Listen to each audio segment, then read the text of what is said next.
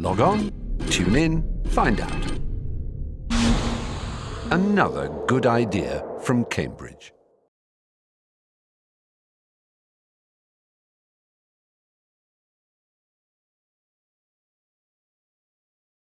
It's a very great pleasure and privilege to have a chance to talk to Sir John Sulston, who I hope I can call John from now on. Please do. John, where and when were you born? I was born in Fulmer, Bucks, which always sounds very strange. It was in the war, 1942. Strange simply in the sense that nobody's ever heard of Fulmer. But anyway, we were... It's March 1942. March 1942, that's correct. Yeah. And so I was a war baby, and I remember little of those years, apart from little recollections of hiding under the table when the sirens went. But we were not in a seriously bombed area. We lived at Chesham Boyce with my grandmother during the war. My father was a priest, an Anglican priest, and was a nearly a Freudian slip there. Roman Catholic, an Anglican priest. An Anglican priest. And so he was away, largely in Africa, I think, and my mother, who was a teacher before, was looking after me with my grandmother. Very trying years for my parents, I'm sure, from all sorts of points of view, as you can imagine. Tell me something about their characters, because presumably your father came back and then you got to know him better. That's right. Well, my father I have a very particular relationship with, in the sense that I've diverged totally from him. I was brought up by him as an Anglican and brought into the church, and I was a server in the church. I really tried hard to be a believer and did all those things for quite a long time until I was a teenager. And of course that was an important part of our relationship. He was anxious to pass on to me his own philosophy and wisdom. He was also certainly anxious that I would make my way in the world. He's an academic. He might well have become an academic actually himself, but chose to go into the church. And he certainly expected me to do my best and to do well, and they were very pleased when I was successful at school and learned things. But our relationship, as I now look back through time, it's quite some time ago that he died, 1986 actually, it's completely coloured by the later part, where I had to break away from him, because during my teenage years I became to regard myself very definitely as agnostic, and before long really atheist. In the Cambridge way, the rationalist, humanist atheism is where I've ended up, and it was simply completely at odds with him, and he found it very distressing that I took this course. I remember here, for example, just one remark. He said, in terms of morality and what one ought to do, he said, you will insist on making your own morals. And there was nothing wrong with my morals, but they were not following the church's morals in the same way. So it's one other point about him, one other anecdote, if you like. When I came up to Cambridge, I remember discussing religion, along with everything else, as one does, with fellow students all night. And I found that very few students understood how important it was to me whether or not to be religious, to believe in God, if you like, as straightforwardly as that. Most students said, well, why is that important? I said, it's the only thing that matters. You have to decide about this. It's because of my inexperience. And it's a lesson there, how one's own experience colours one's priorities, what we think is important in life. There are two questions that come out of that. One is, what kind of Anglican was he? Was he it sounds as a missionary that he was evangelical. No, he was not. He was a middle, not high, middle to high perhaps, Anglican. His role was at weekends as a parish priest. He was an assistant priest in the local parish, but during the week he simply worked in London. He was one of the secretaries of the Society of the Propagation of the Gospel, which later merged with the Church Missionary Society. He had little experience himself of missionary work, although he did go on tours occasionally and visit the stations, the mission stations that they ran. We got on to religion very early. We usually get on to it just a little later, but let's explore it a bit further. Perhaps with a contemporary relevance, as you or reference. As you know, there's a big story going around in the media just yesterday and today about the Royal Society and the teaching of creationism in schools. And there are those, like Richard Dawkins, who argue that, in effect, that Fellows of the Royal Society should not be members of churches. That is the extension of his argument. What is your feeling around this theme? I'm not sure that's an accurate quotation of Richard. I think Richard is saying that the officers, and particularly the education officer of the Royal Society, should not be a clergyman. With the last point, I agree. I think it was an ill-advised appointment to Michael Rice. He's an interesting man, a complex man, but I don't think that he is appropriate for the head of education in the Royal Society. That's my view. So, the Reverend Polkinghorne, for instance, should not be, should never have been or never be an officer. Is that the case? Well, other sorts of officer, I think I would restrict the point to education, actually. And of course, actually, it's not strictly an officer even. It's he's in the office. He's one of the administrators. It's simply that it is such a very particular position in this age, especially given the situation in America, which is spreading here, or whether perhaps that makes us well, for whatever reason, a belief in creationism, or yes, a belief really in creationism is rising in this country, it's increasing gradually, and how we deal with that is unclear. And I think Michael Rice is quite sincerely trying to damp it. He's talking about the way children should be educated, but my reading of what's going on in America and the way the intelligent design people behave is that actually you have to make your position rather clearer than he is doing. He's talking about, well, there's a legitimate worldview, there's a legitimate way of talking about evolution, it's just different, and we must not try and persuade these people into the idea that what they're saying is wrong and what we're saying is right. I actually saw the one counter which I thought was very apposite. I immediately thought, for example, my first one was that say, well, if somebody at the back of the class says 2 and 2 make 5 in a mathematics lesson, you have to say, no, they don't, they make 4, I'm sorry. And it's not a matter of worldview. Now that, of course, maybe seem a little, digital, very clear, but nevertheless, there probably are people, sects indeed, in the world who believe 2 and 2 make 5. Closer to home and more realistically, and I actually got this off the off a blogger somewhere. He said, or she said, look, we don't actually give a lot of credence to astrology in astronomy lessons, nor do we give a lot of credence to homeopathy in chemistry lessons, because we have very good reasons in both cases for considering that these are false beliefs. I think the fairy stories that the religions, all the religions, but especially creationism because it's intense, wrap around the fact of evolution are wrong. They're not a worldview, and therefore I oppose Michael's position on this and don't think that he should be saying these things given that he has this label, Director of Education of the Royal Society. If he were a fellow, and as you saw I hesitated about officers, indeed, yes, if he were, but particularly if he's a fellow it would be alright. If you're an officer then I think you should be equally careful, because the trouble is you come with this title. Okay? Martin Rees is a very spiritual man, but you don't find him speaking in this fashion. He, of course, has the very difficult job of balancing his various factions over this issue. Well, Martin I've interviewed, and he's talked about this on film. I noticed in Robin McKee's piece on this in The Observer, he said he made a kind of half-snide remark about Martin. He said he described himself as an unbelieving Anglican. That's right, he does believe. He does say that, yeah. And it sort of implied that that was an untenable position. He goes to Trinity Chapel and so on, and that the President of the Royal Society should not do this. There was an implication in McKee's. Yeah. What do you feel about that? No, I think it depending what he says to people, it's fine, and particularly because he's Anglican, it's fine. If you see what I mean.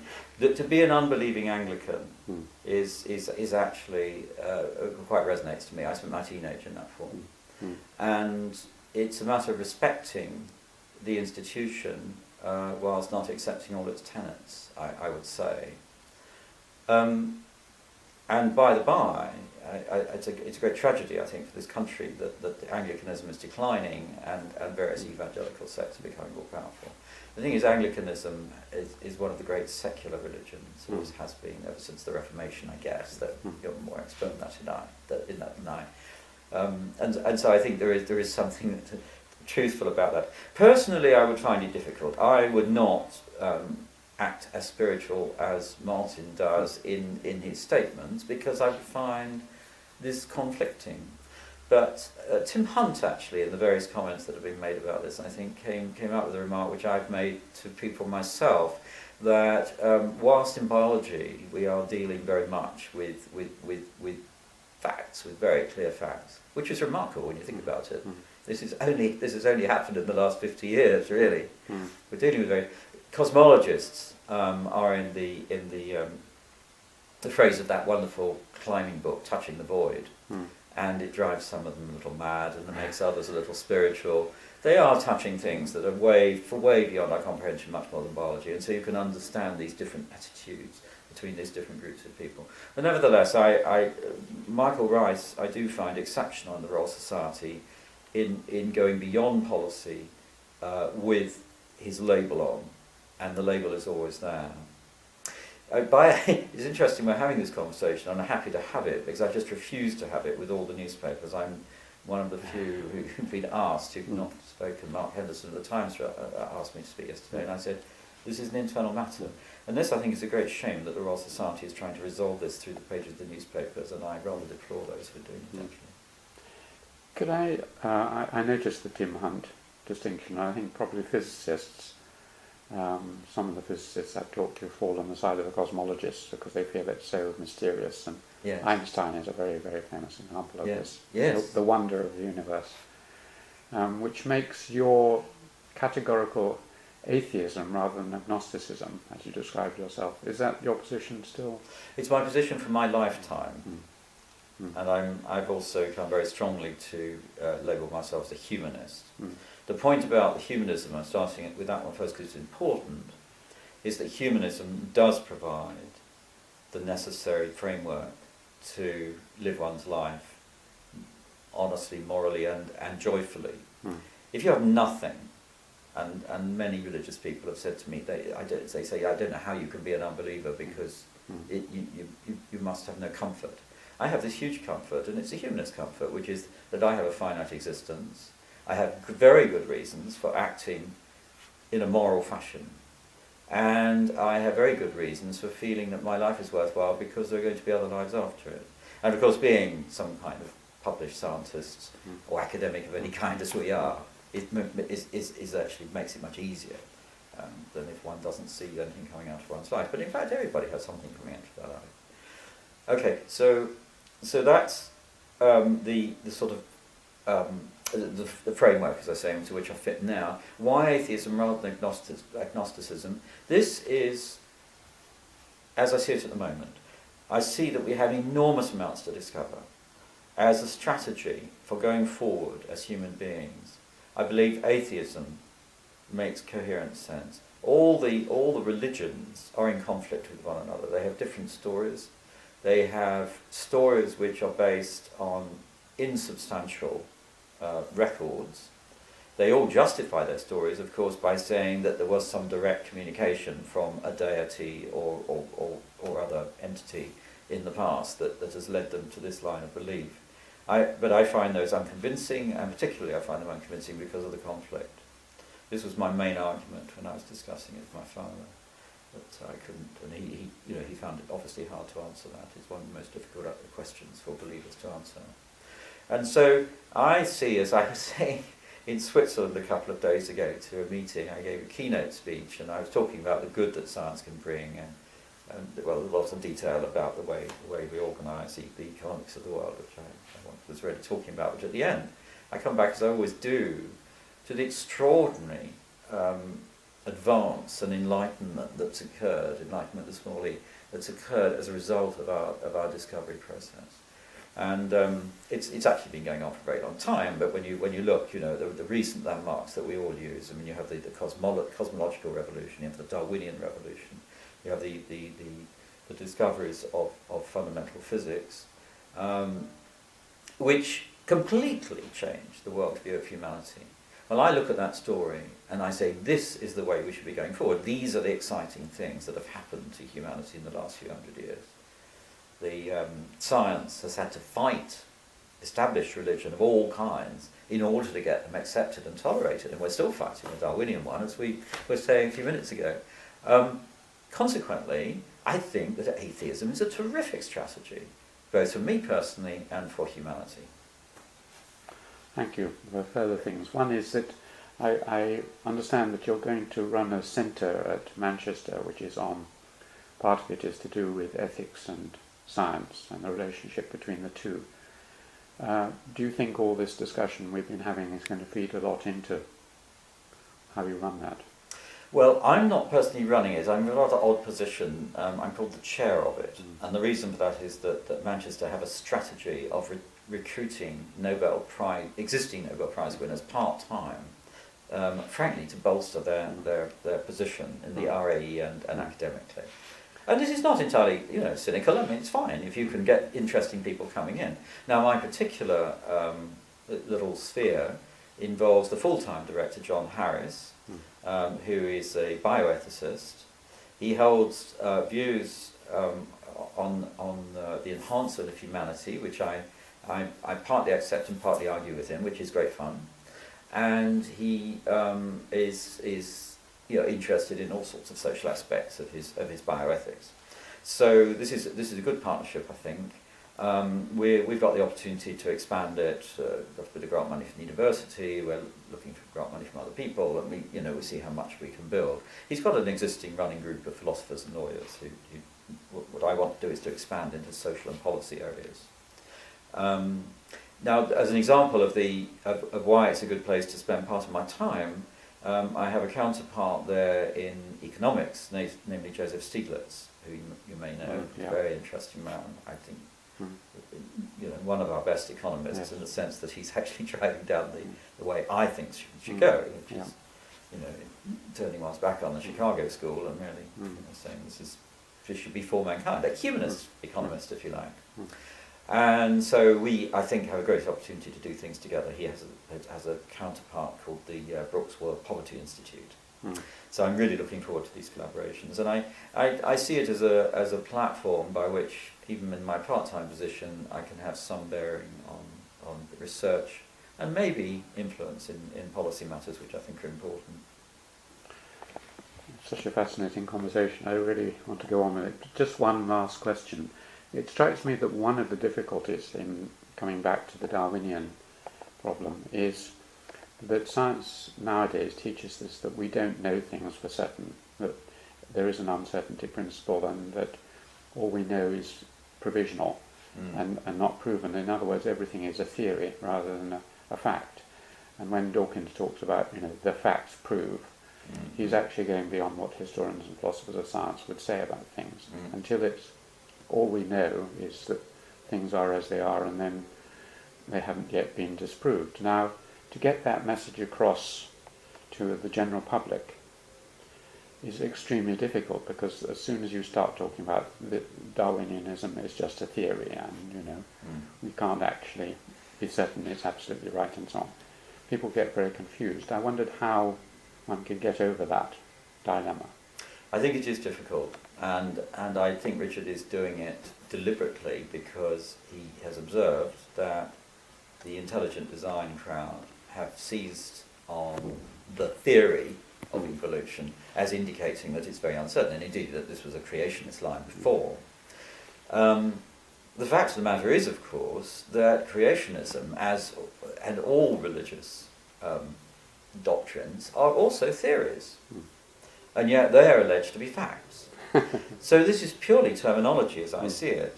If we find that people are treating our theories, which actually are extremely substantial and more or less amount to facts in a few cases, whilst calling their very flimsy theories facts, then we have to adjust the terminology somehow. Now, I haven't thought through clearly how to do it. I don't regard myself as much of an educator at the moment, but I ought to be thinking more about these things and trying to make my own line on it. But that's as far as I can tell you at the moment that I've got. I remembered one other question. The one religion I've always found as an alternative to Christianity, because I went through the same features as you did in my teens, is not really a religion at all, and that's Buddhism.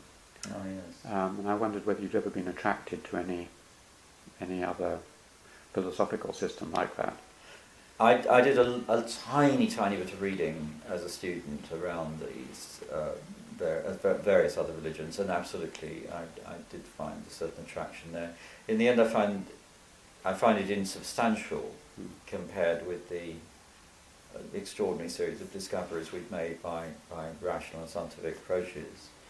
And so, you know, I haven't continued with interest, but you know, I could come back to it. But for the moment, as I emphasise, my atheism is provisional anyway, and I don't see the comfort and inspiration of atheism in the humanist version running out before the end of my lifetime. I don't need anything else. And I don't argue strongly with people, but if the subject comes up, I will try and explain to them my point of view in a tiny, slightly evangelical way. I mean, well, actually, to be honest, no, not. I mean, people, you know, if people need comfort, then you look at how you can give them comfort. The only sense in which I'd be evangelical, and strongly so, of course, is the responsibility to conduct rational policies that do not endanger the future of humanity, because in my book, on this provisional atheist outlook, that is all we've got. In fact, let me expand on that, because I think it's important.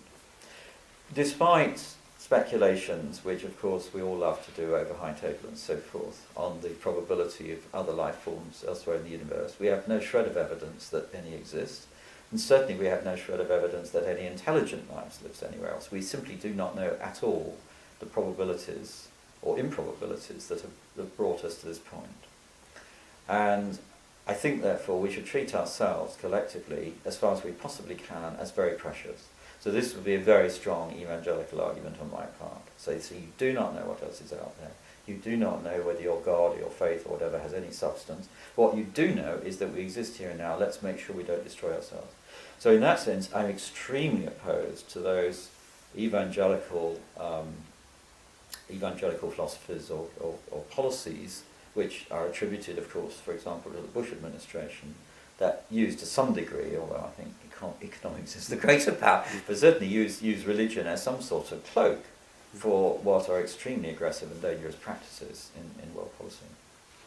Thank you. Well, we may come back to it later, but Yeah. let's go back to your childhood. You talked quite a lot about, or a bit about your father. What about your mother?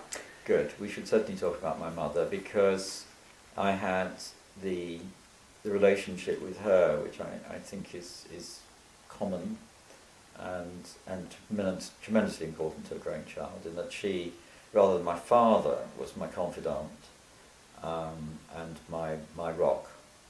My father he's not a Victorian father in the sense of being totally removed or beating me or anything like that, not at all. But it was just that it was my mother who I could come home from school or you know, other expedition, find and weep or exult or whatever is necessary when you come home.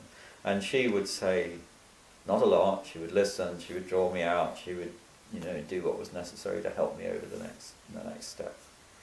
And as a teacher, I guess she practiced for a long time doing this, mostly with girls. It was all segregated then. She taught at Watford Grammar School for a long time. She was a teacher of English, by the way. But of course teaching is teaching, and she was good at it. And that was my relationship really with her. And one very surprising thing, again, I'm sorry to one more anecdote on the religious front, because it's so important. It's so important to me, this religious thing. You see, throughout the time when I was sort of losing it with my father, as it were, in terms of religion, my mother was always the neutral party. It was, although she clearly was a believer and clearly very strongly supported my father, she never indicated to me that she felt I was going off the rails, as he did. she was somehow the go-between. Again, very typical description of mother, I think, very often. And the most extraordinary event happened after she died, which was later than my father, is among her possessions was a letter to me, saying how sad she was that I'd lost my faith and she hoped that I would one day regain it. And it came as a shock. It was a bereavement. Was it a letter addressed to you after she died? Exactly. Sorry, it was left Yeah. for me to read I after see. she died. Mm. And it was like a second bereavement, because here was this person that I'd thought of really as being somehow the unbelieving Anglican, if you like, and yet somehow, I disappointed her. For her, I was somehow going on the wrong rails. It's so remarkable, the woman bridging between the two males. Interesting story, I think. Were there any other people to be bridged, in other words, brothers and sisters? I have one sister who is 4 years younger than me, and so never had a strong relationship. But we had a very happy relationship. But I was always, as she describes now, and we see each other quite regularly, of course. And she, always says, "Oh well," she was always following along somehow. But she had fairly similar times, I think, with our parents. The expectations of the father, the relationship with the mother stronger, and actually one thing that we laugh rather bitterly about now is that I, as the boy, was sent to fee-paying private schools, and she went to the state school. In fact, I didn't take a large chunk of the family income because I did well enough to get scholarships throughout. So but we find it quite dismaying now. As do, as does my Daphne. It's ridiculous that people should be treated differently. Same with me. Let's come to that. Can you remember your first school? Yes, I went first to a preparatory school, which was just a couple of blocks away from the house. Fee paying? Oh yes. At that time, I guess they probably were paying the fees. I'm not sure if I got any sort of. What was it called? York House. And that's in.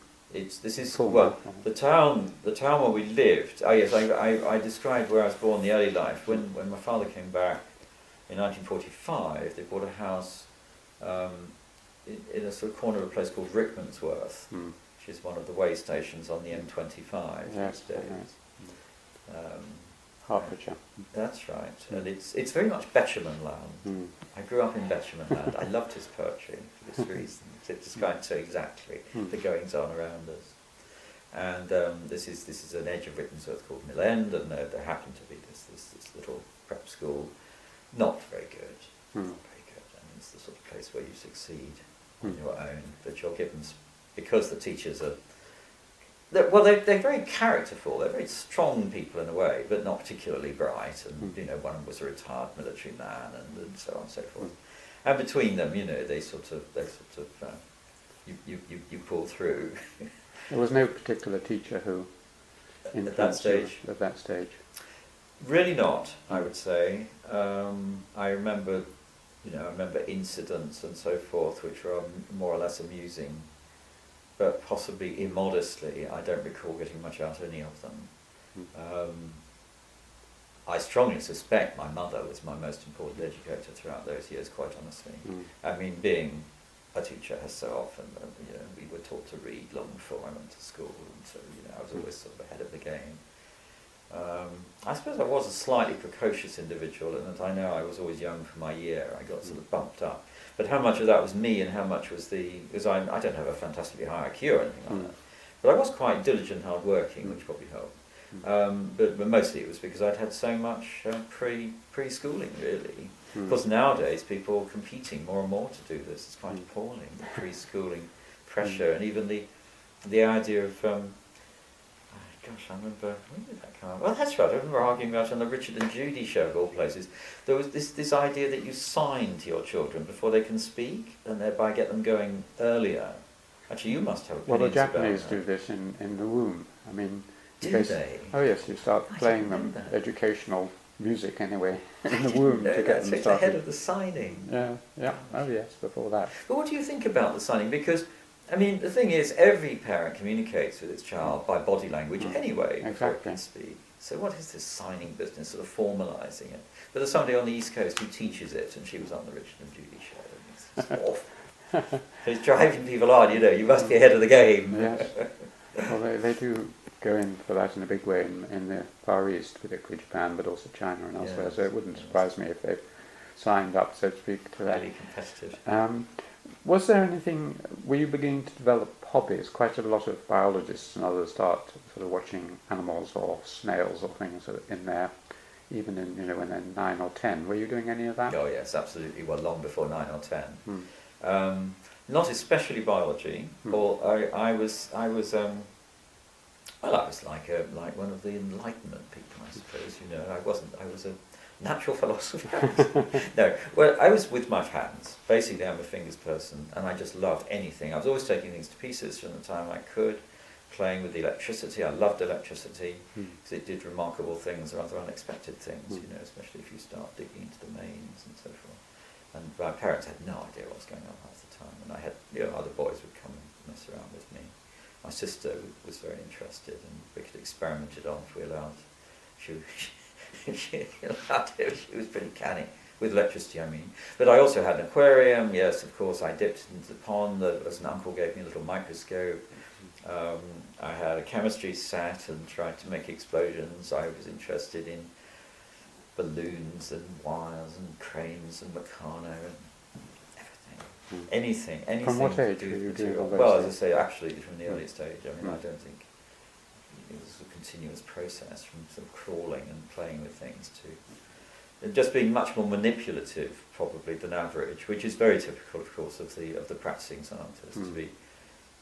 It was suggesting that one might show a bent to biology or something, and some do, but I think very common for people who end up as practical bench scientists is just this finger manipulation, just exploring the world in a way which is not just abstract or visual.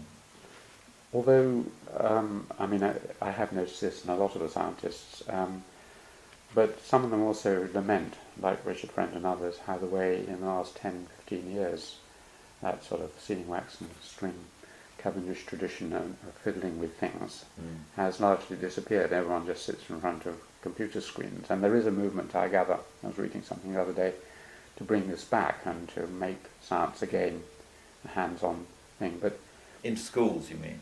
Well, no, as scientists. Scientists. People in labs are being given Rubik cubes and see. Meccano sets to try and bring back this idea Gosh.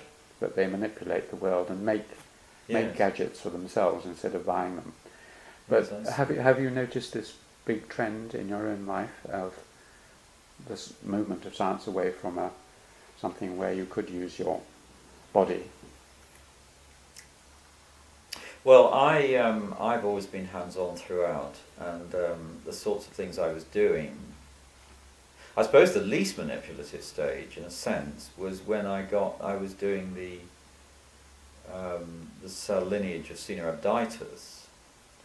Now, however, simply handling the worms, there were a lot of little gimmicks and tricks, and that's why I was successful. That's why I got awards for somehow doing things that at the time other people couldn't.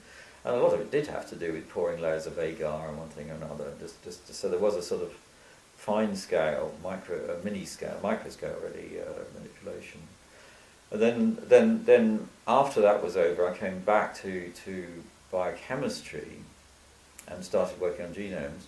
And I was just manipulating throughout, and so until I sort of finally stepped away from the bench around 2003, I think it was, when we finished the nematode genome finally, every last little bit. I was running between my bench. I was doing all the work with DNA, there were assistants, but there were a number of key things that I did. I behaved a little bit like John Gurdon, who I understand continued to forever to do the injections himself, and I did rather the same thing with DNA cloning. I thought that I really had to do this myself, and then other people would help with some of the other stuff. So I was doing that, and I was full-time director of the Sanger Centre, Kingston, and full-time doing the worm cloning. I really was, running 2 jobs and working that hard. Every weekend I would be in there 2 days, and this was bench stuff. fingers. So no, I had no more need personally of additional string and sealing wax. Now certainly, I mean, there is a lot of professions, and I was very much in touch with people doing bioinformatics, where they're simply not manipulating. That's right, they're manipulating on the screen mathematically. And sometimes visually. I guess one connection which people are pushing quite hard on, it's interesting, is the idea of experiencing molecules as objects. I mean, to the extent of having these walk-in rooms where you have films, and show yourself inside the molecule. I'm not sure if that isn't a failure of imagination. I mean, after all, mathematicians spend their whole lives visualizing things without, using this rather clumsy thing. I mean, after all, apart from anything else, you're restricted to 3 dimensions, and it's quite, and also a certain view of matter, which is in the end false. So if you really want to look at something, you probably don't have to do it that way. But coming back to what I thought you were saying, and I would agree very much with, is I think I do view with dismay that schools are junking, actually largely I believe for health and safety reasons, a lot of the hands-on squishy biology that we all do. And I can't see any real justification for this, actually. I don't think there is a health and safety issue, provided take a few elementary precautions. And that seems a great shame. They should have their fingers into nature. Well, again, I think there is a counter movement going on, but and more science walks and going out into the countryside and so on. But my daughter does that anyway. We're jumping ahead. Good. Well, let's go on now to the next school after your preparatory school. Where did you go to school? So that was Merchant Taylors, the Merchant Taylors company that started its schools way back. This particular one was at Sandy Lodge, Moor Park Sandy Lodge, quite near our home, cyclable now. Again on the Betchman line, Metropolitan line. And I went there because I got a scholarship that paid most of the fees. So that worked out well. Otherwise, I think I would have gone to one of You were a day boy, were you, if you could cycle? As a day boy, yes. Most of the boys were. I suppose maybe a fifth or something from the quarter were boarders. I was very glad I was a day boy because my world was a private one where the important things happened in my bedroom at home, which was basically a workshop. And I simply would have loathed being removed. I got terribly homesick when I was removed during that period. Throughout my teenage years, I experienced homesickness acutely. I was sent, for example, on French exchange visits, chapel. So I'm awfully glad I wasn't bored. Your workshop was the things you were mentioning before, sort of microscopes, stuff, everything, all sorts of things. Physics, chemistry, biology. Have you got some pictures of what it that looked really? like? I haven't actually. Oh, you should? Photographs. Interesting. Where's that? Photography perhaps came later. Maybe I didn't think to photograph my room. Not sure. Interesting. But what sort of school was it? Was it a good school, and were there any? Yes, I mean it's if you're going to have a private school, it's one of the better ones. They got a very good record of putting people onto university. I have a connection with Cambridge. The Parkin and Stewart scholarship, which I got to Pembroke, I think. What was it called? I think it's the Parkin and Stewart. That would need checking. But anyway, there was a linked scholarship. I think it was. I mean, it was not an underhand thing. It wasn't. It wasn't that I wasn't competitive. I think the standards were the same as all with Cambridge scholarships, but it happened this one was endowed in connection with Merchant Taylors. So I got that eventually and came up. But before that, so the experience at school was absolute loathing of competitive sport. Really? My heart sinks for the kids like me when I hear the government statements now. Having sold off most of the country's school playing fields, there's now a policy move, I gather, to bring competitive sport back in because then we're going to win the Olympics. And that's all fine for those who want to do it, but the thought of being put on those rugby fields again is just appalling. Not to mention the cricket, which is worse because it goes on so long. So I hated that, and I was bored by history and stuff like that, which was a shame because there were people who did it well, and all I wanted to do was to do science, and I just, as soon as I was able at each level, I shared everything else and just focused on the sciences. What about music? Yes, or rather no, I never had any capability for music. The music in my life now comes very much from Daphne, who is she's She's your wife. my wife, Daphne, and she's a good pianist and plays the clarinet, and she just always fills the house with music, either played or with people coming round to play with her and so on. And that was lovely. Before that time, well, my parents were certainly they had rather strong views. I mean, they thought, well, listen to classical music and not to pop. And of course, come to think of it, I mean, I did listen to pop music under the bedclothes. I remember having a crystal session listening to Radio Luxembourg, so of course I'm musical in the sense of appreciating it. But I was never a musician. I never actually mastered an instrument. Does it, I mean, some people find inspiration in music for their work. You know, they listen to it either when they're working or before, and it takes them into a kind of creativity which spills over into their work. I find this myself with some music. Has that ever happened with you? No, I really not, I would say. I'm very well aware of the potential, and I find pieces of music very moving, especially live, of course, when you go to a concert there and the experience. But not really as a direct input to work. The thing which directly inputs to work for me, absolutely definitely, is the waking dream. And if I was trying to think through a problem,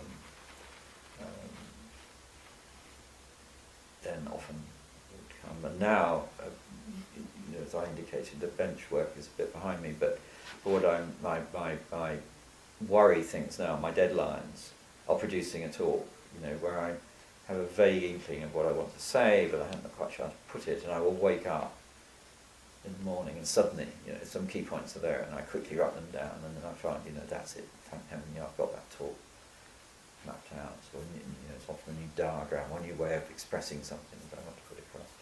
So that's the moment. But it doesn't have to do with music. It has to do with the process of awakening from some sort of unconsciousness, some place where things are going on which are no longer controlled consciously, and that's really important. And clearly, new associations of some kind are made.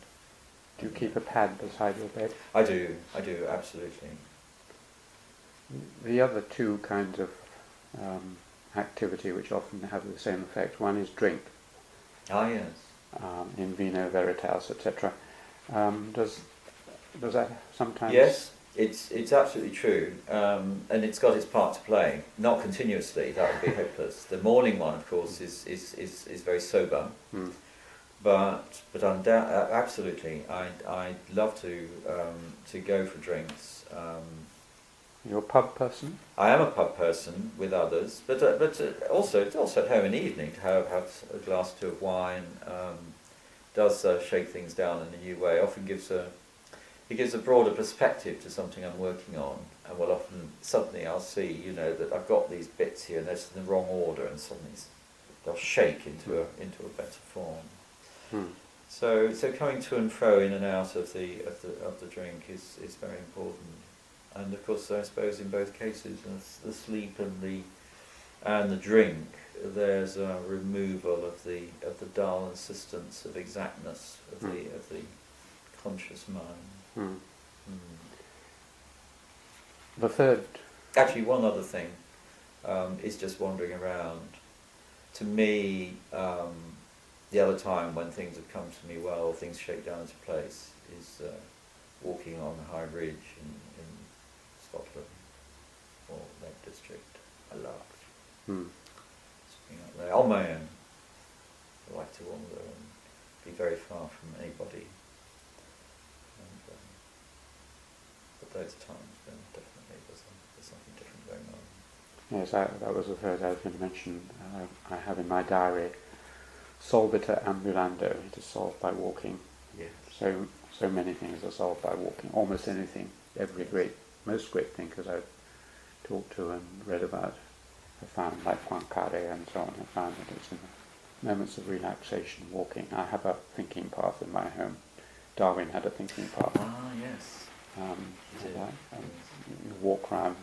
I've hardly ever known a problem not be resolved by walking around my garden. Anyway, Very true, very true.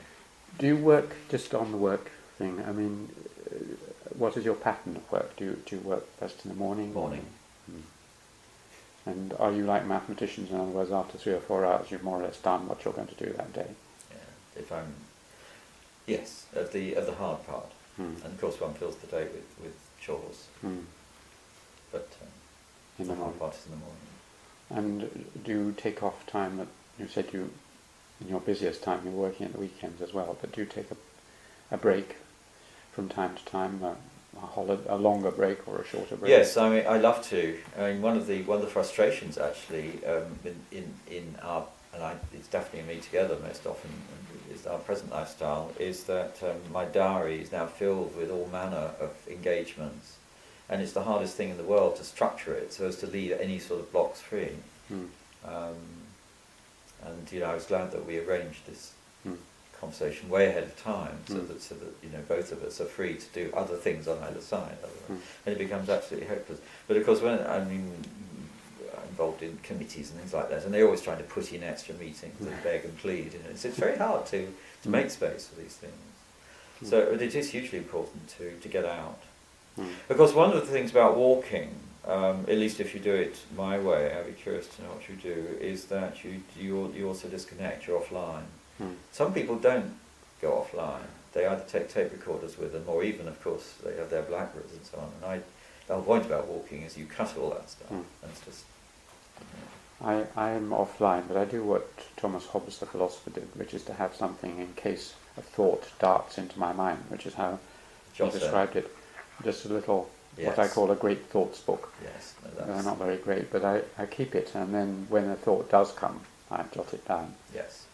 No, I'm that's absolutely right. I'm not to be found without at least a scrap of paper and a pencil. But also I draw things on there. If I come across things, so you can note down, so you forget otherwise. Lovely. Well, just to finish on school, were there any teachers who you remember who inspired you in any way, or were they all just quite good? Yes. No, at that stage there were one or two, and they were stronger, brighter people anyway, and so even if I disagreed with them, at least there was something to argue against usually.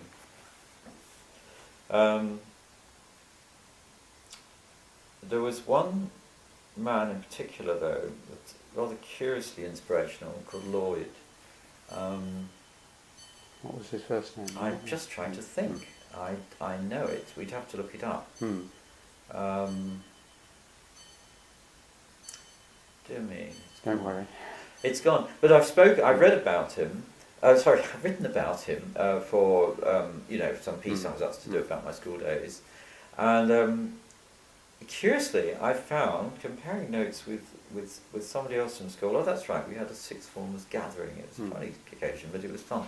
And I found that everybody else had the same impression. That he was the one who was inspirational. He was a crazy sort of guy. He's the funniest thing that happened was he started an enormous fire actually when he was demonstrating something in physics, which we all thought was very funny. It was actually rather dangerous. But anyway, the fire was put out, no harm done. But he rushed at things, and I remember sitting, in his class, and so he opened the cosmos to me by showing how through physical and mathematical thought one could in fact reach out far beyond one's own space and time, and that was extraordinary. It's like a great door opening onto the universe. So that's teaching. So there was one person that I remember, and that's not to decry the others. I mean, everybody, really pushed me hard and tried to challenge me, and I challenged them at times. I said, well, that's simply wrong. It's tough being a teacher in a school like that. All these smart little Alex coming up. So they were quite relieved when you got a scholarship and went off to disappeared. went off to Pembroke. Why did you choose Cambridge? And Oh, it was really just being sausage machine, being on the sausage machine at that point. It was just the easiest thing to do. And my parents were quite keen I would go to Oxford or Cambridge, and it happened there was this connection, so I took the interviews.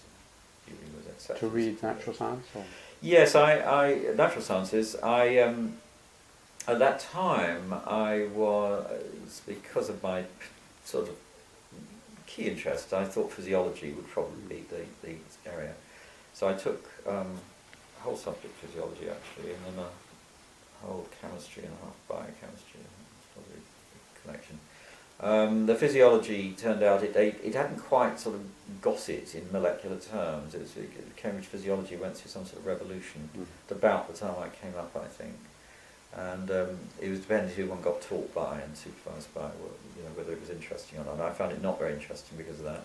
Of course, I should have injected my own interest into it. But on the other hand, I found Ian Fleming in particular, who was my supervisor at that stage in organic chemistry, quite inspirational, because they were very excited about models and theories for, really predictive theories for what electrons were doing in organic molecules as they reacted. So I found this tremendous. I mean, this is, like the Meccano set again. And organic chemistry is like that. I mean, it's a molecular science Meccano. I wondered maybe what Richard Friend's thinking about when he says he should bring back the models. But anyway, so in the end, I decided to do organic chemistry in my third year. And that worked out well actually, because it is a good foundation. You're learning about molecules. There's no point in learning the facts. What you want to do is to learn the mechanisms and ways forward. were there any others apart from Fleming who were particularly inspiring as lecturers or teachers, or I just remember in particular. or any of your contemporaries who you still remember? Well, actually, the reason I'm looking a little dull is that I have to confess that I did not enjoy being an undergraduate here at all. I was rather shy and socially distressed, like many another. The lack of girls was a serious issue. This was 1960 to I came, 1960 to 63, I was an undergraduate. So things were changing, but just beginning. And for those of us who were less social than average, it was a sort of a bit of a monastic life. But more importantly than that was the fact that I just didn't like learning. Didn't like learning? Yeah, I backed the fingers, you see. The thing that carried me through all the way was working on my fingers.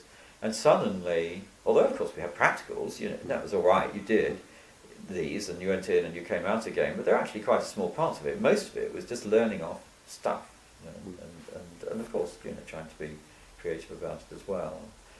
And I really, I felt challenged by it for one thing. I mean, like most boys, most kids who are successful at school, coming to Cambridge is a pretty shocking experience because you're no longer the big fish in the little pool. You've got all these other big fish that you're bumping up against. So it's tough. It was boring because there was too much book learning and not enough practical. And I was also pretty uncertain, about myself as a person and all the rest of it. So they were lean years for me, with not a lot of comfort, but a few drinking companions. I wasn't a loner totally. I mean, I had a small group of people who'd go and drink beer. And Pembroke was a reasonable college. Oh yes, and Pembroke looked after me. It was Dean Dewey, who was my tutor. A very sympathetic man. I didn't understand him at all. I took us to his rooms, and he was all very erudite. Maybe for the first time. He was. But you must have done well enough in your examinations, because you presumably then went on to... Well, what happened was, again, rather classical. I mean, the first year I was easy enough because it was just, being a scholar, I'd already sort of gone ahead of the average a bit, so I coasted. Second year, one thing was I joined the ADC and took up theatre lighting. Dewey hated this. He said, you shouldn't do it. It always, who's right? The ADC is the Amateur Dramatic Club, yes. And I was never on stage, but it was tremendously exciting. I mean, lots of them are coming through. For example, Miriam Margolyes is my contemporary, and so I was doing the electrical, the boffin bit in the back room, and all these It was bright a great period for things. Cambridge drama, It's a wasn't it? fantastic period, Mm. both the drama, straight drama, and the footlights. It's a Mm. wonderful period. And so these people again, I mean, I was in awe of. They were marvellous, and it was tremendous to be sort of touching the hem, you know, this and turning the lights on and off. Which of course is a very creative thing in itself. It's enormous fun devising lighting. Mm. And if you're a technical sort of person, then you find that part of it fun as well. But the important thing is to the creativeness. Mm. I mean, theatre lighting is fantastically fun to do. Mm. So you paint with these Mm. instruments. And so I did that, and of course it means that if you're doing it at all, then you get tremendous pressure because people want you there all night. Mm. There's get-ins and get-outs, and the whole Mm. theatrical ritual and work is something you fit into the interstices. So I really, I just began to slither down academically in that. I'm not sure how bad it was. Of course, in Cambridge you get away with it for a bit, but I certainly didn't do it at all well in exams at the end of the second year. So I was given a talking to by Dewey and by my parents, and indeed by myself, because after all, I didn't want to be a flop. Mm. And the third year, and that was just such a grind. It was awful. But I determined that I was going to learn enough to. So it was a miserable year. It was the same year as my finals. It was 63. very cold, I remember, and it was the Cuban War That's right. crisis, and the world seemed to be coming to an end anyway. What was the point? I wonder how much that. Yes, I suspect I was so apolitical that it didn't matter much. Quite honestly, I was very detached from that sort of thing. I was very self-centered, I suppose. Mm. Anyway, I scraped a 2-1, Mm. which was enough for going on in those days. Was it? It was enough to get a state scholarship. Huh? Mm. Oh, well, no, to become a graduate student? Yes, yes. Yes. Yep. Oh, yes, exactly. Mm. Yes, it's first now, I think, Mm. probably. It is. There's great inflation, of course. That's right. I did the same. But had you decided you did want to go on, despite the rather bleak? No. Because of the whole atmosphere, I decided I was dropping out. Mm. In fact, I was all signed up to drop out through VSO, Voluntary Service Overseas. Mm. And I would have gone to Africa, and I'm not quite sure what would have happened. Of course, I might well have, squeezed back in again, as people do, but it would be tough. I mean, I had no plans to just take a bit of time off. I decided that, I was fairly useless at what I was doing as an undergraduate, and that the best thing would be for me to just sort of go off and do what I could in the world. And VSO, was a service opportunity which fitted with my own propensities, because I wanted to help people really. I didn't want to go into a business. I wanted to somehow serve, I think. Anyway, by chance, these things are very capricious. The money dried up for the particular scheme I signed up to, and they wrote at the last minute and said, "Totally sorry, it's off." And I was sitting there, nothing to do, so I just wandered along, got an interview with Todd, who had enough space for You must say a bit more about Todd. He's very famous. So Alexander Todd Mm. was the professor of organic chemistry, and had made his name through the elucidation of nucleotide structures, and had basically set up a school of chemistry there, and it was hugely important behind the discoveries of Crick and Watson in deciphering the structure of DNA. Todd's discoveries were directly important, and I know, as Jim Watson describes in his book, The Double Helix, they personally went along to Alexander Todd to check that their structures were right and it worked. So he was absolutely part of the Cambridge phenomenon, a huge person. But he was running this very good and successful department, which had room for people like me who didn't quite know what they wanted to do, but could be assigned a supervisor, in my case Colin Rees, who became my mentor for the next 3 years, working on the synthesis of oligonucleotides, linking together at the most basic level the individual components of nucleic acid. Dan Brown was his contemporary, and I still have a very good friend who worked for Dan at the same bench. I was working for Colin, he was working for Dan. So Colin looked after me tremendously, and the situation changed my life, because suddenly I was put into a situation where I didn't have to do any book learning. speak of. In fact, Colin rather discouraged it. As far as he was concerned, research students' place was at the bench. And, Is that what the notice on Crick and Watson's wall, which I've always wondered about, reading rots the mind? Reading rots the mind. Well, exactly. I mean, it was that was when he was sharing an office with Sidney Brenner. Mm. And, of course, they both read prodigiously. Yes, exactly. But were quite right in saying that in the end you had to do something of your own. Mm. I must have, but my interpretation of it, although I wasn't aware of the notice at the time, would be more literal. That I simply was not interested in reading, and I was given every opportunity to do everything else, and suddenly I was back in what I'd done as a teenager. My bench was my workshop, and I could explore chemical reactions, and of course if you do that you find things. And of course I was thinking, and you know, we were reading and talking to one another. The group of research students, there were a lot of, you know, bright people there, and you could, the discussion group, as it were, was reading. Is this in the bicycle shed or around? No, this is in Lensfield Road. Oh, right. This is not the origin of the molecular biology lab in the Cavendish. Mm. This is the big glossy new building that still stands at Lensfield Road. Oh, right. The chemistry laboratory. Mm. So yes, at that point I wasn't a molecular biologist, I was a chemist. Mm. So you enjoyed it, and you're beginning to enjoy Cambridge as well more at this time. Well, exactly. I was enjoying Cambridge not in the sense of the university, really. Well, not in the sense of the colleges, perhaps the point, but in the sense of the science. Exactly. I was doing science again. After the barren years. Yes.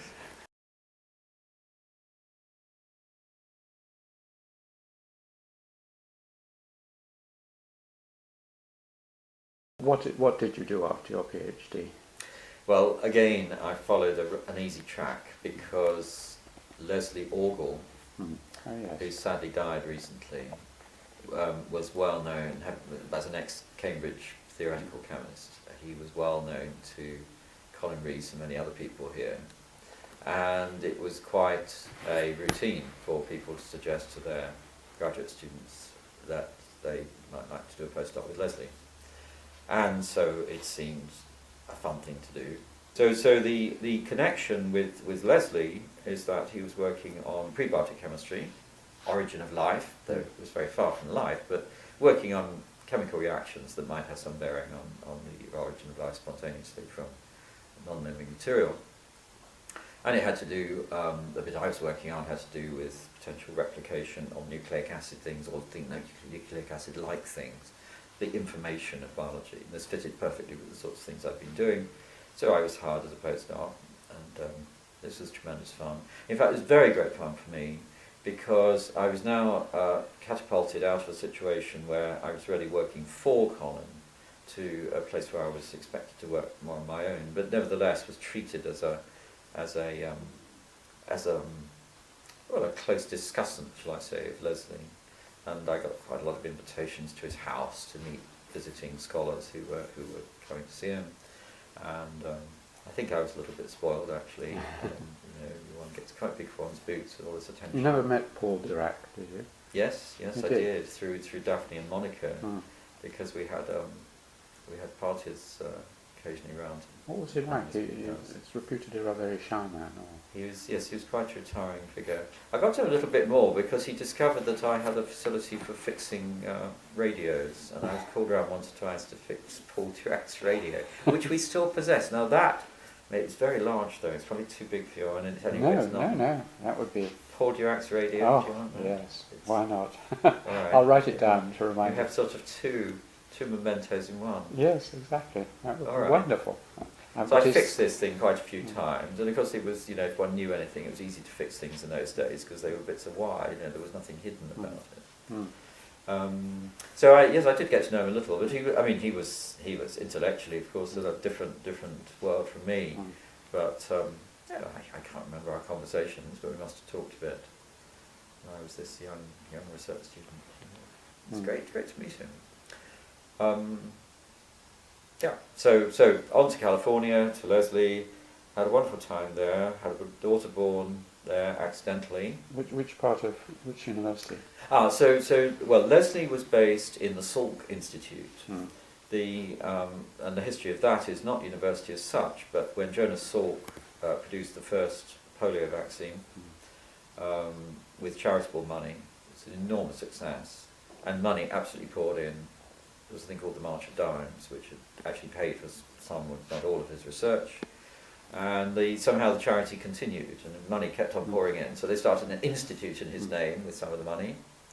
And so it was this amazing structure was built on a cliff edge just north of San Diego, near La Jolla actually. Beautiful spot. And they started to appoint fellows, and visiting students and so forth like me came. Leslie actually encouraged me to apply for a permanent fellowship there after going back to Cambridge for a while. But in the end we decided to stay because the deal was that Leslie once again was a friend of Francis Crick and Sidney Brenner. Sidney Brenner was looking for staff to expand his work, which was just beginning on little nematodes, Caenorhabditis. And so Leslie sort of arranged that I would come back here for a year or so to learn something from Sidney's work. But having got here and started to work on this little worm, and sort of got settled into Cambridge, we rather liked it and got kept on here. So we never did go back to the Salk. I had rather easy transitions in both cases. Have you ever thought of working in America? I mean, you were... Yes, I think at the time, for family reasons, we both felt it would be quite good to be in this country. Because our parents were here, and now our second child had arrived, and it was just seemed attractive to be here. Certainly, if there hadn't been any opportunity, nowadays, I might well have found it tougher to get a job. As it was, the expanding laboratory of molecular biology with lots of staff posts available, competitive but available with the Medical Research Council, meant that we were able to stay. I think that was so these sort of domestic reasons were probably the primary push at the time. Later on, over the years, and perhaps Daphne rather ahead of me on this, there was a definite sense that we'd rather be in this country. What we didn't like, the increasingly illiberal trend of America as things went on. And it's sort of ironic now, because our daughter, having been born in California, is in fact a dual citizen, and she went back to America, and in fact was a research student there in Berkeley. So after she got her PhD, she continued her relationship with a fellow research student she met there.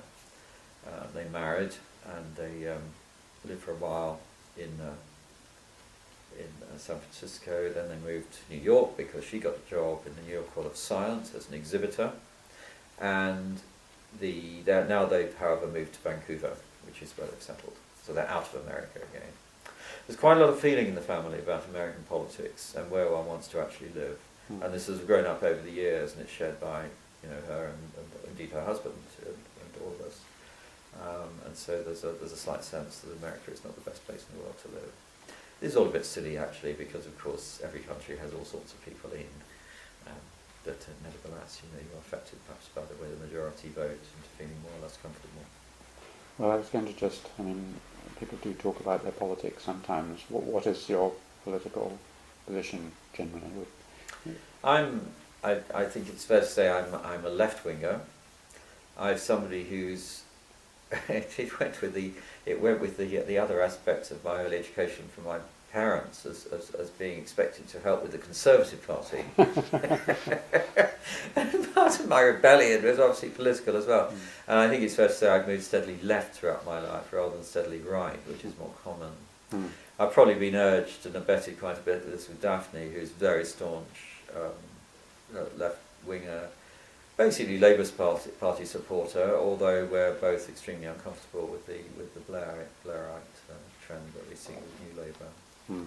As a pragmatic issue, we both vote pretty consistently Lib Dem, because there is absolutely zero hope of getting a Labour candidate in South Cambridgeshire, where we are. City, of course, is different, but outside the city it's extremely conservative. And the Lib Dems are number 2 and represent a little bit more of a liberal view, so we vote for them. But they don't get in it either.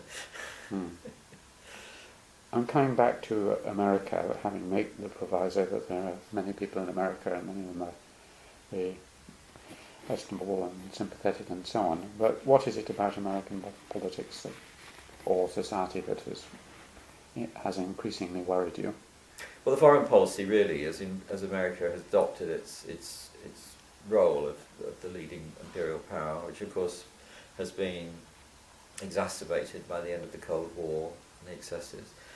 And our comment about New Labour is that, of course, the UK has enthusiastically joined in with the most recent adventures. And I regard these as the most dangerous things going on in the world today, and extremely dangerous to the survival of humanity, both directly, but also indirectly, because they make it more difficult to come to agreements over such things as climate change.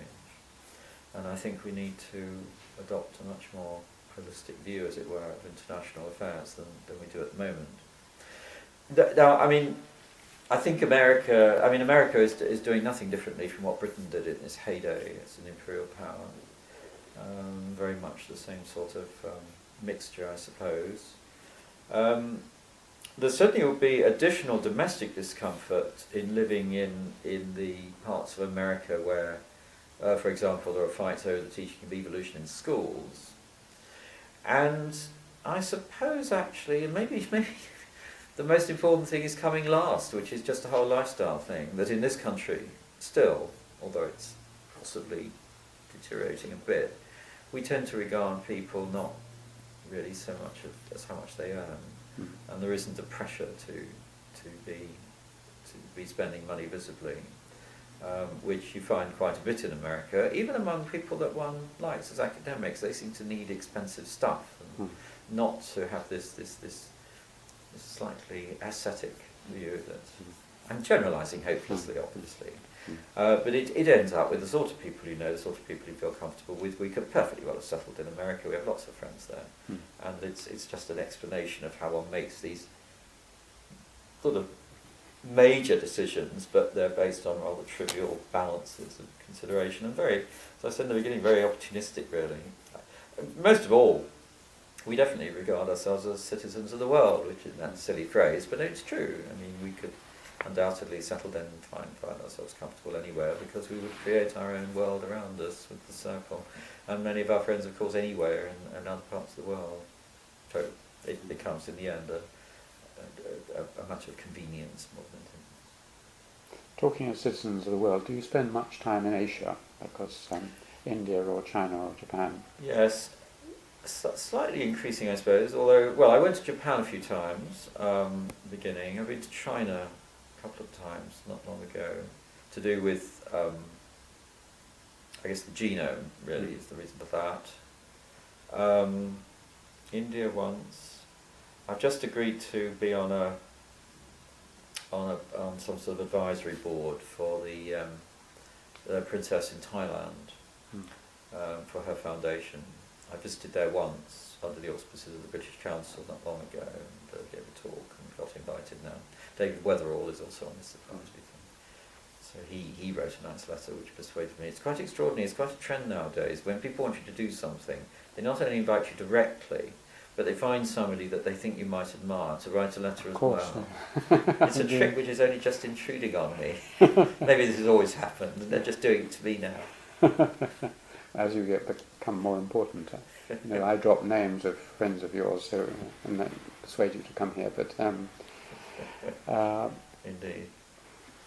Just on that point of the rest of the world, I discussed with some people the rise of China in relation to science and so on. Do you have any thoughts about whether it is going to be a serious scientific player soon, or is already?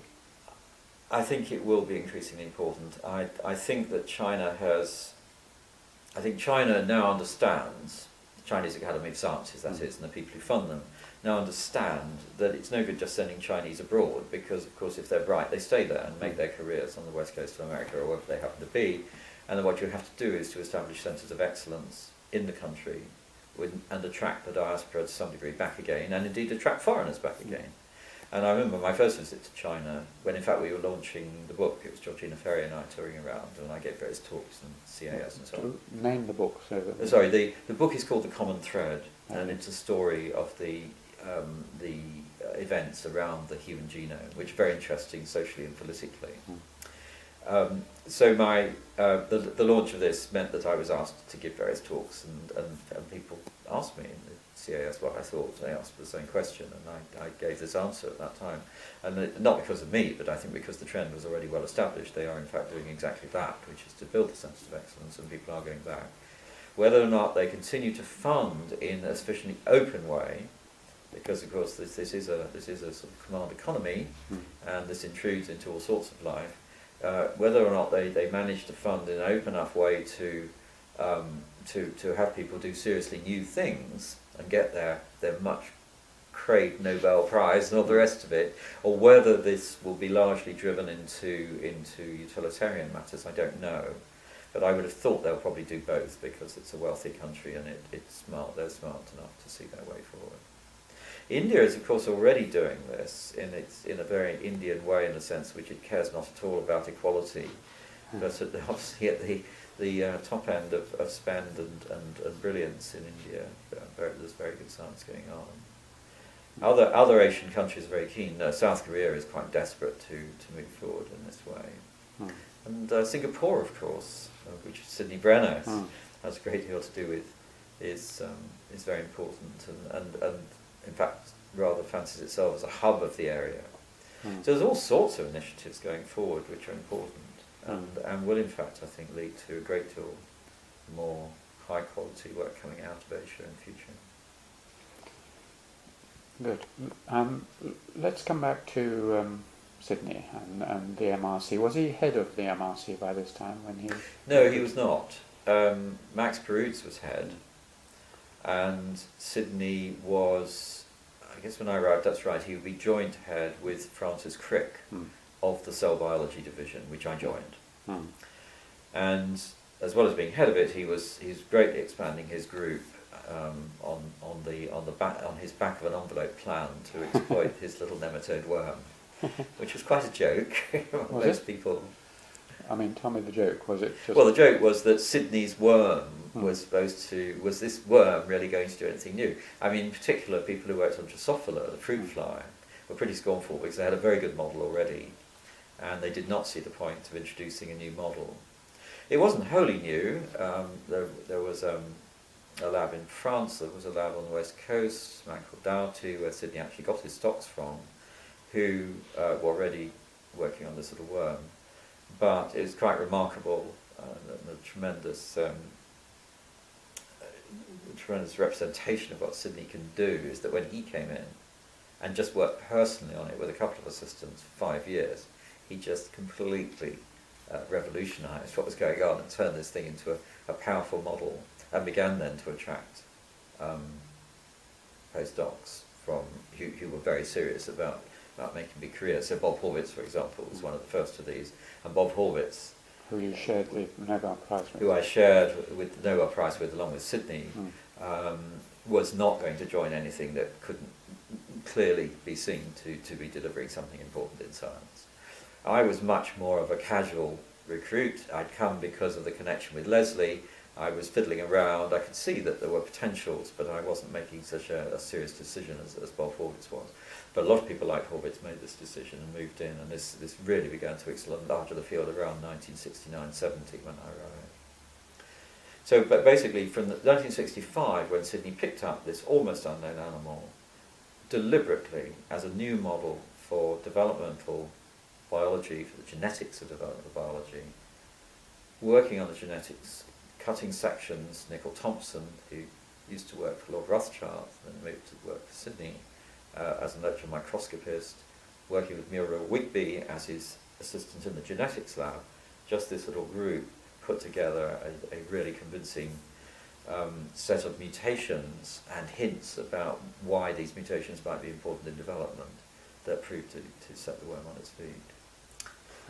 It was, can you set a worm on its feet? Set on its feet, yes, well, set on its academic feet, yes. So many things to ask. On Sydney, I mean, there's two sides. One is I've known him since I first became a fellow in 1971. He's a very powerful personality. Hugely charismatic. And charismatic and a great talker. Yes. But couldn't always have been an easy person to work with. Well, for a long time I got along fine, and that's because I was very low key. You must remember that I had no ambition. I was a bench monkey, and the people who had ambition were coming through as postdocs, people like Bob Horvitz, going off and starting their own labs, and so I was no threat to Sydney, and I worked very quietly and got a few things done. In fact, again at the time, after the initial fun, I increasingly felt during the 70s that I actually wasn't getting enough done, because I could see these people sort of going through and apparently sort of doing all sorts of clever things and then going off, and I didn't sort of see what I was doing as either clever or particularly useful. In fact, looking back, I got a great deal done during the 70s, and all sorts of foundations were laid, and the papers are perfectly all right, nothing to be ashamed of. But I just didn't perceive them that way. I saw myself by the end of the 70s as being a very sort of, a bit of a waste of time, and eager to go off into something else. I mean, maybe I'm just, I'm something of a depressive, I suppose, in this fashion. Not in everyday life, but in scientifically depressive. In fact, this is quite an important point, come to think of it. It's often occurred to me that I'm rather unusual, perhaps, in working out of depression. I've achieved most of the things I have achieved, and heaven knows they're not very much, but I mean, at least what I managed to do was always out of a pit of despair. And somehow, it's only at those times that I got down to it. That's how I got my 2-1, just academically. And that's how I got the cell lineage of the embryo achieved. There was nothing else I could do. I was at the end of the road. It was all a waste of time. Wow, I might as well do this. Just very into it. Did it. And it's quite extraordinary. Why couldn't I do those things and be cheerful at the same time? Because once it starts, I was cheerful. It's not like I was going on an endless pit of despair. But it's very much, the thing about when you're down and out, the only way is up. I mean, it's just that feel, and it's that allows you to take the step slightly beyond what you thought you were capable of, what anybody else was capable of, and you just do it. And it's just sheer concentration. So maybe it's not so unusual, but it's annoying that one can't be cheerful about it at the time. That's a very nice thought. You implied that for a long time you were a bench monkey and very quiet, and Sydney didn't really notice you were there, but when you became fairly eminent and not exactly a threat, but someone of his own level, what did it become? I mean, you don't have to answer this, but it's just interesting how people work together. Well, I mean, it's very characteristic of relationships with Sydney. I admire him enormously. He's extremely bright. He's very charismatic. But I think in the end he finds it very hard to let things go. And so, yes, I mean, so long as I was just doing this and going on, and he was hugely supportive. I mean, I really depended on him very much. He was a wonderful boss throughout the 70s. But when it came to doing my own thing, first of all, it was good, and then we began to diverge. And the own thing, which I really did think of for myself, was working on genomes as a whole. And I wasn't sequencing because the Fred technique wasn't automated, advanced fast enough at that stage, although later on the very same chemistry did become automated. But no, what I was thinking of was mapping, where you just break the genome, which is in the case of the nematode, you have a piece of DNA, set of pieces of DNA, in total 100 million bases long, 100 million nucleotides long, units long. These have to be manipulated in some way in order to discover the genes so that you can work on them and find out what their individual little bits of sequence are and go on and do experiments. People were desperate to do this. We had all these, by the end of the 70s, I'd done the lineage work. We had all these lovely mutations, starting with Sydney, but then lots of other people, hundreds of thousands of mutations in hundreds of genes, all very, very interesting behaviourally, all affecting things like the cell lineage or the way the muscles work, the way the nervous system hooks up, all sorts of things. We need to get at the genes. It was an absolute bottleneck.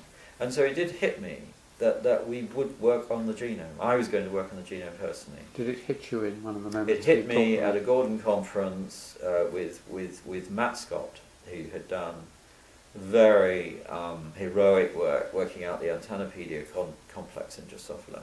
I said, this is fantastic stuff, Scott has really achieved something here, but all he's got is this little bit. We've got the whole huge genome and all these other genes. And so what we have to do is to work on the whole genome. We have to not work laboriously along a bit of it, but putting everything at once and do a whole mapping job. People must have said you were crazy. People said I was crazy. It turned out there was one other person who was doing exactly the same thing at the same time, and that was Maynard Olson in Washington University at St. Louis, Missouri, who was thinking exactly the same things about yeast. And it happened, there's a link there, because my tremendous friend and colleague Bob Waterston, who had also been a Sydney postdoc, had got a job at St. Louis, Missouri, and was coming back from time to time on sabbatical. It so happened that as I began to do the map working with Alan Coulson, who'd been liberated, as it were, to work on this by Fred Sanger's retirement, for whom he used to work. As I and Alan were working on the beginnings of this, Bob Waterston came over. He happened to do his sabbatical in our room, and he brought together the some technology that Maynard Olson's lab had developed, which fitted perfectly with what we were doing, and in fact allowed us to forge forward with the map. But as a result of this connection and acquaintance, I got to know Maynard a bit, and we both felt this very much. I mean, I remember Maynard saying that they just go around in a circle. They first of all say, whatever you're doing won't work. And then it goes around, they say that it is working, and they say, oh, but it's no point in doing this, it's a waste of time. And for example, the fly people were saying this very much. They thought this was really a joke because they had it all sorted anyway. They had these very clever things called polytene chromosomes that actually give you a visual mapping of not exactly the genes, but certainly the sort of a barred pattern that shows where genes are inactive and active, and allows them to dissect out the genes in a more direct way. Well, we needn't go into how that works. It's very straightforward. But the thing is, well, it's nice having scientists explaining things. Well, all right. I mean, it's simply these polytene chromosomes. For some unknown reason, the fly replicates DNA in these chromosomes into many strands, and they all line parallel. So instead of a single piece of DNA that you can't see, you've got a great fat thing extended that you can see, and it has a bar pattern on it because. When you stain it with suitable dyes, because where the DNA is relatively inactive, it's compacted and you get a dense staining, and where it's more active, then it opens up and you have a polar staining. And this allows you then even to, with clever micro manipulation, you can even pull out sections, or you can use it as a mapping tool. You can hybridize a gene fragment, for example, to the set of polytene chromosomes, and you see where it binds. And if you have a suitable radioactive or fluorescent tag on it, you can see that area light up and say, oh, it's there. And you can see from the pattern, you see which chromosome is which, and how the whole thing's laid out. So how the whole thing is laid out, and so you're able to spot where your gene is. And this allows you to home in and get it out without the difficulty of all this walking that Matt Scott was doing. Now, what we did, and in fact that was my dream, and we succeeded in doing that, was to lay out the nematode genome on a piece of filter paper in spots, so it was exactly equivalent to their polytene chromosomes. That's what we did. So we produced what I call the polytene filters by the end of the 80s for the nematode. And the whole thing was very successful. It really launched the nematode forward. All the genes started to be discovered. People were absolutely delighted. And we were made. We were now a fully fledged genomic organism. And it was soon after that, as we moved then into the sequencing process in the early 90s, that the fly began to get uneasy, because it realised, of course, that we now not only had the When you say the fly, you mean the people working on the the people fly. working on the fly, yes, we think ourselves in this personified way. Yeah. And in the early 90s, it was clear that the worm was not only, had this very powerful tool, which is now more powerful than the polytenes, because you have the spots, they're individually stored. You can pick any of them out and manipulate them directly. But then we were going ahead and sequencing the whole thing. And the fly actually, in this long-standing competition, which has been going on since the 60s, the fly now for the first time was beginning to lose postdocs to the worm, because the worm was so powerful. both in the interest of its developmental biology, but also the tools to deal with it. And eventually Jerry Rubin took the bull by the horns. He didn't want to do this at all, and initiated a genome project for the fly. And so eventually the two got sequenced. He invented a genome project for the fly? Yes, he started that. Mapping and sequencing in order to provide the tools that we were providing for the worm. It's interesting to reflect actually on these little competitions, because they're no bad thing. The various so-called model organisms, not everybody likes the term, but it seems to me quite apt, all of which they're modelling two things really. I mean, perhaps the politically incorrect view is that they're modelling the human, but of course, you know, from the medical point of view, that's what they're about. But they're also model organisms for biology, in the sense that these are areas where you can manipulate particular aspects, you know, cellular lineage in one, and cellular sheets in the wing in another one, and look at the signals and controls that are being used. The reason for the word model, it's a very important one, is that the mechanisms that you discover tend to be applicable far beyond the confines of the particular organism, because of course we have a tremendous unity of life through the process of evolution and the way things actually work. So I think the word model is quite apt. Anyway, it's quite interesting to see the competition between two models, and how it sort of impels people on to do new things rather than just coasting. There was another dimension, the most famous part of what everyone knows about your work is that the competition between the models was also a competition between two philosophies of life, of private property and commons. Is it time to come to that question? We can move on to that. Yes, I mean, just taking the chronology as we've done it, I brought you up to the early 90s where Bob Waterston and I with our groups were beginning to sequence the nematode, which we published in 1998. And during that process we became involved with the human genome. In my case, it was because we needed space. The Medical Research Council was funding the worm genome process and was just about able to afford it, though it was a lot of money for them. We had nowhere to go, really. And I, through actually an internship of Jim Watson, I was invited to become director of a new institute, which we eventually called the Sanger Centre, after Fred, which would tackle some or all of the human genome. Wasn't clear at that point what. This was in 1992. So I saw this as a Faustian contract. I didn't really want to get involved with the human genome. I wanted to sequence the worm genome and probably go on working on the worm. But this was the way to get space to finish the worm, and it was a challenge. And partly as a result of that, and partly in parallel with that, Bob Waterston was being expanded by the National Institutes of Health, who were his funders in America, also to take an interest in the human. It was a way of expanding our labs in a way you could get the worm down, but then we had this other job to do. Well, this flowed on, and during this we became aware of Craig Venter, who initially was a colleague who had his own lab at NIH. He then got fed up because they didn't like the National Institute of Health. The National Institute of Health.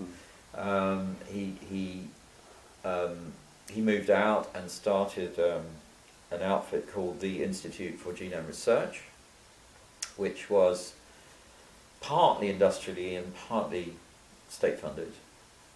But at that point, the public-private began to intrude, because it turned out that he had some kind of commitment ultimately to SmithKline Beecham, I think, via actually Bill Heseltine's outfit, which was called Human Genome Sciences. It's all very complex. I'm just describing a little bit of corporate America, the chain of contracts, which meant that Craig was now much more required to give people first refusal.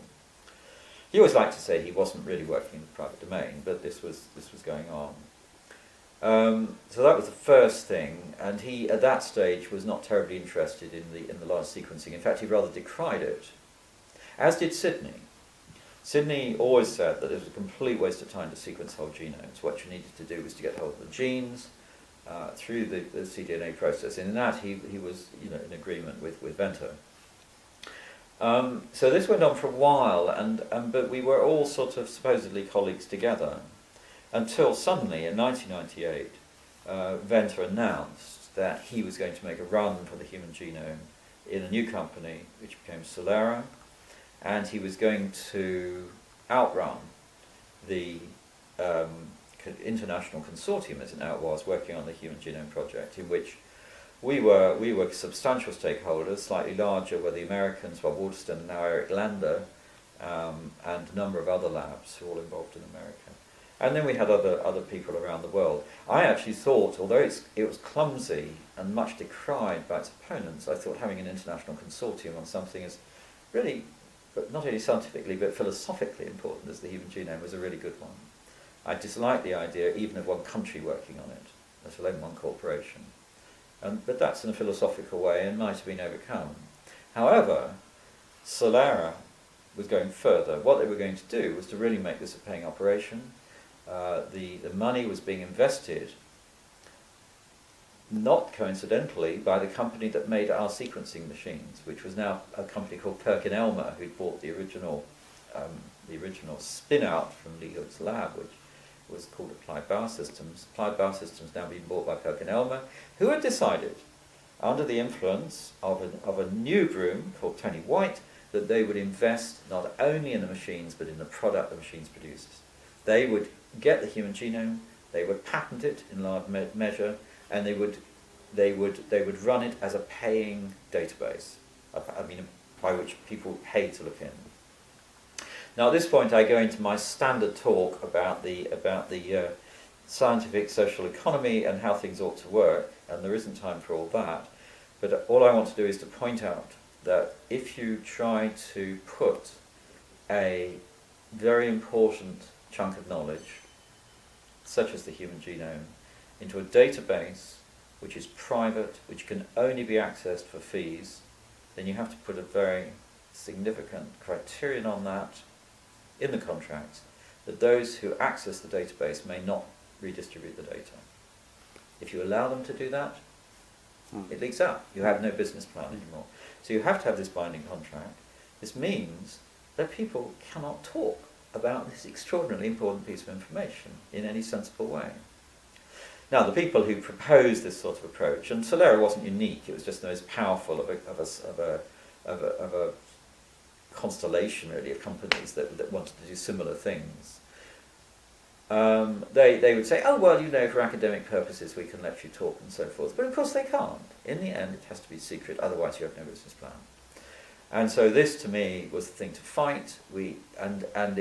Fight it was. I mean, this thing spilled over into the press and into the media on both sides of the Atlantic.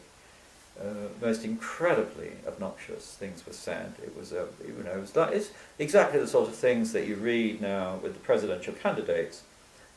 We were having to say to each other, and it was just escalating like this.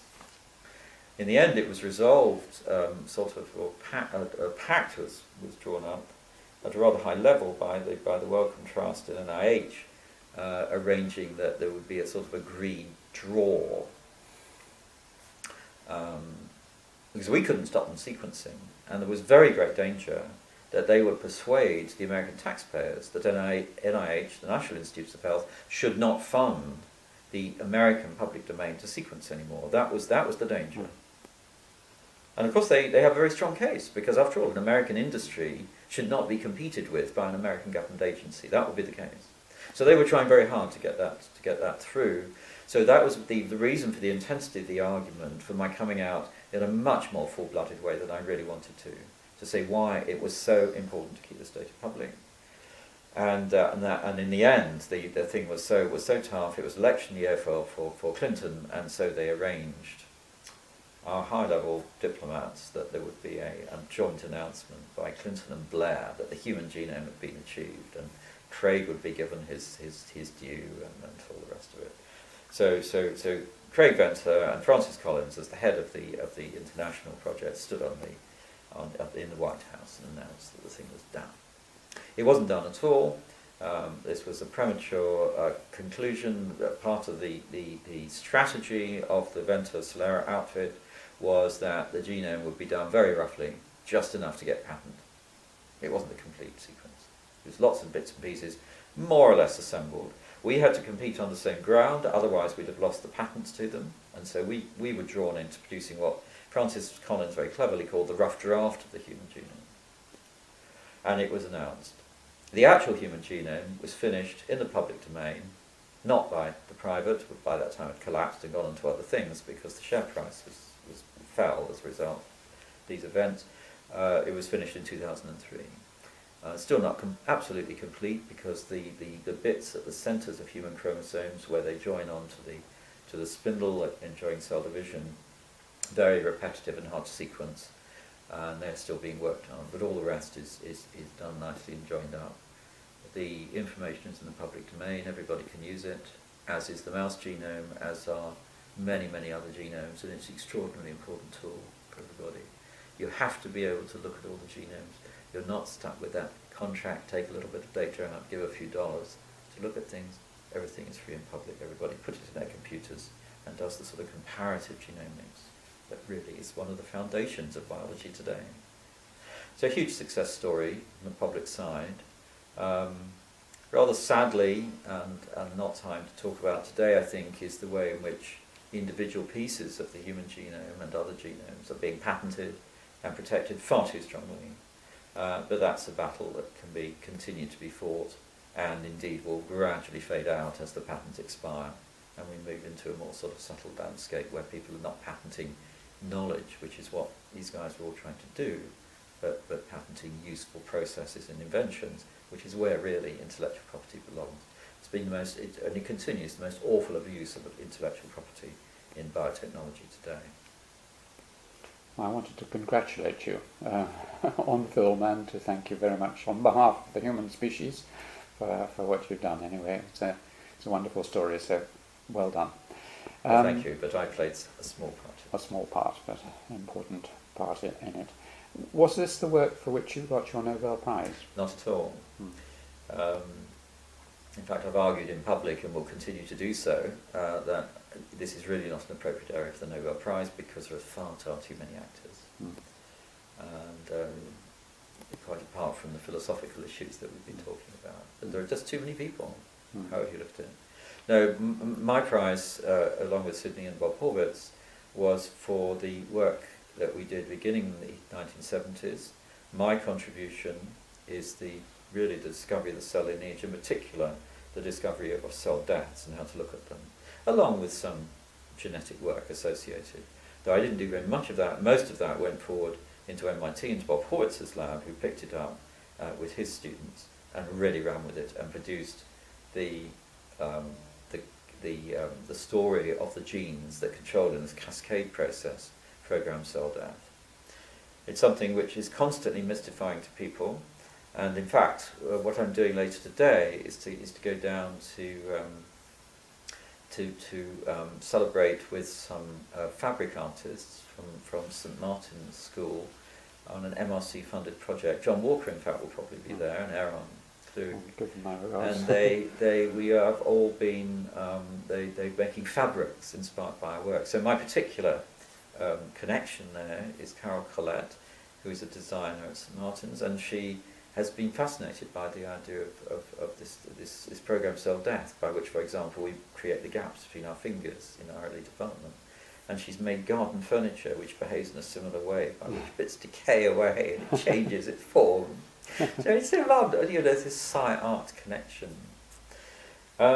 So this was all of this comes out from work which I was doing in the 70s myself, but Horvitz carried forward with the cell death pathway, and of course Sydney, as the third, or first, should be member of the triumvirate, who really introduced the idea of using the worm at all and inspired all of us to go ahead with it. One question I often ask people towards the end of the interview is if they were giving advice to a young scientist in their field, apart from the obvious advice that perhaps they should think of something else to do, what advice might they give about how to do good science?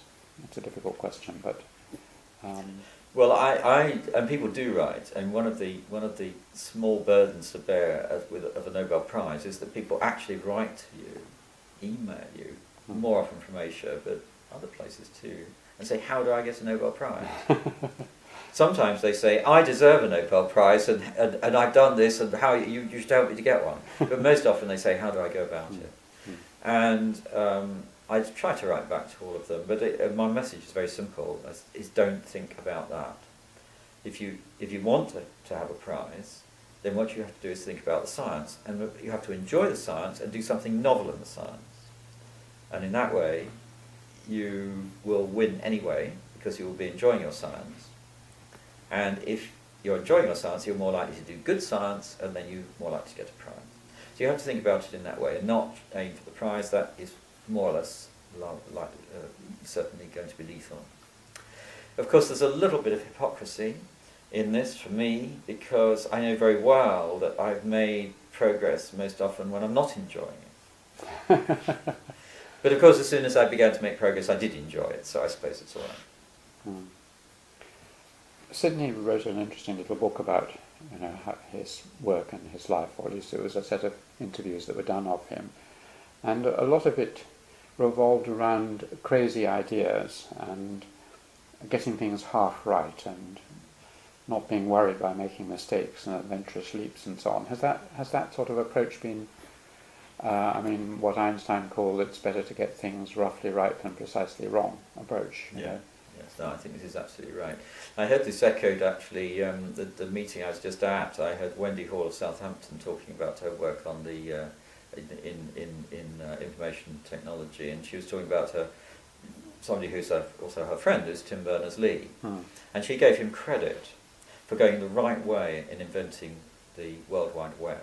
She said that at the time, she and her group were very, very involved in producing hyperlinks in a very precise way, and exactly how you link and nothing ever goes wrong, all within one computer. Tim Berners-Lee said, no, that won't work. What you've got to do is to have a scruffy approach where most of the links work, and you just let it scale.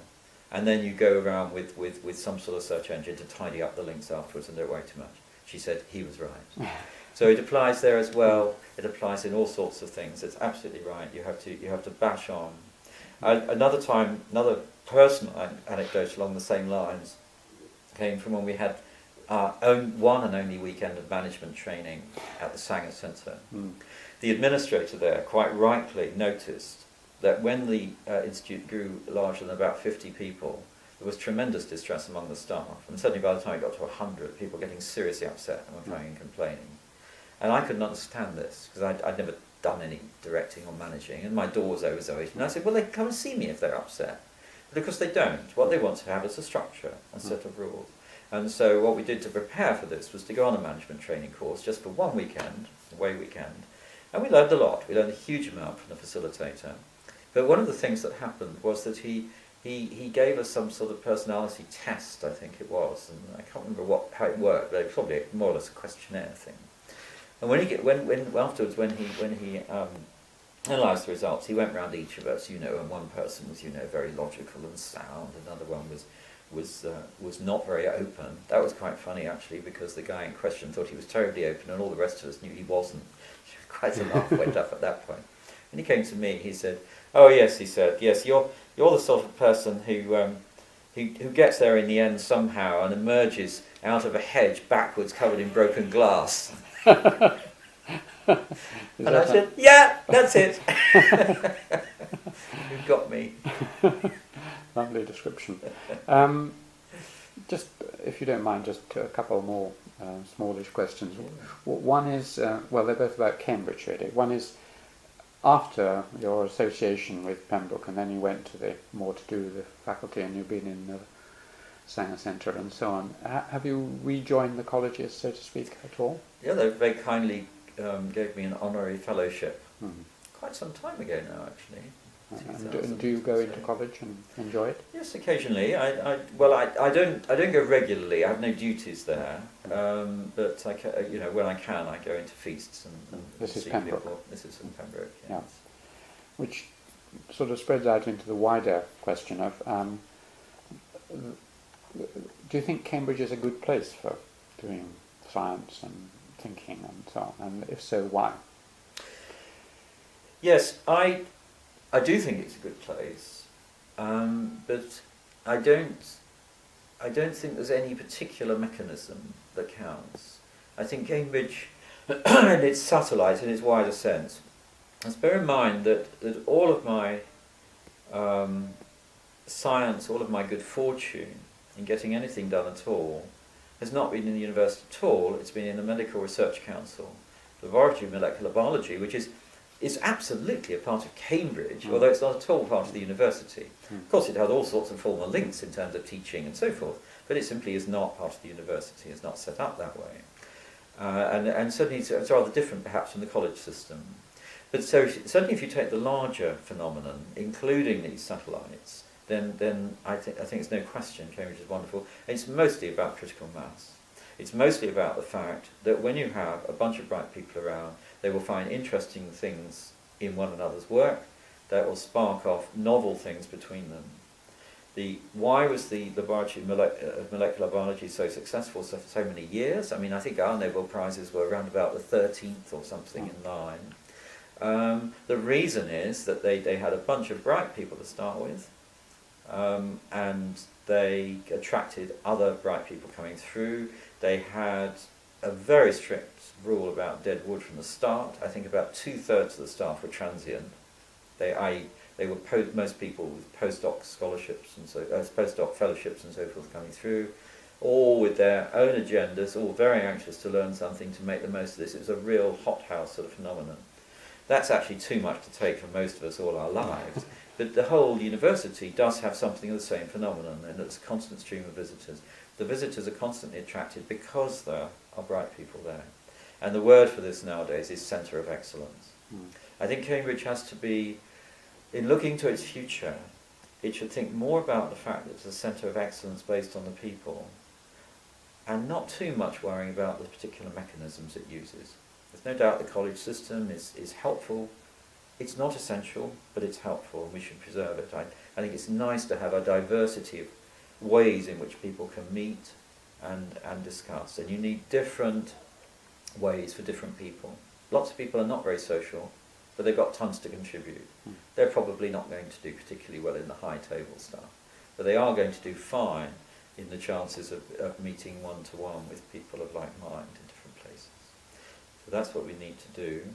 And of course, and this is very much my thesis at the moment, and this is something I really want to work on in policy. I want to say to the people who run universities and say to politicians, as I shall be doing actually later in the week, that we must be open about this. If we want to continue as a great centre of research here in Cambridge and a great country for research here in the UK, we must not be excessively grasping and utilitarian about what comes out. Of course we can have all the spin-outs, there's no problem at all, but don't, as the trend seems to be at the moment, put them first and plan, grant proposals. How many patents do you expect to get out of this grant proposal?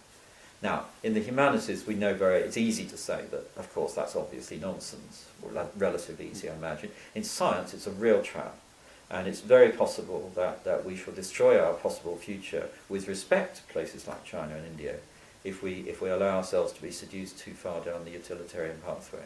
We must do that, but as only as a spin-out. The important thing is that we're here thinking about life, the universe and everything. Well, that would be a lovely ending, but is there anything that I've forgotten or not covered that you would really like to mention? I think it's, I enjoyed it because it's, you allowed me to jump, and I think it's so important to jump forwards and backwards in time. We probably haven't covered everything, but it doesn't matter. The important thing is that we've picked out anecdotally what's happened to me, and I feel tremendously privileged for this talk. You make me feel rather important in a way which I shouldn't be. You are important, but we didn't cover Betchman, among other things, and also Douglas Adams, to whom you alluded in your last remarks. Indeed. But anyway, thank you very much indeed, John. Thank you. Enjoyed it.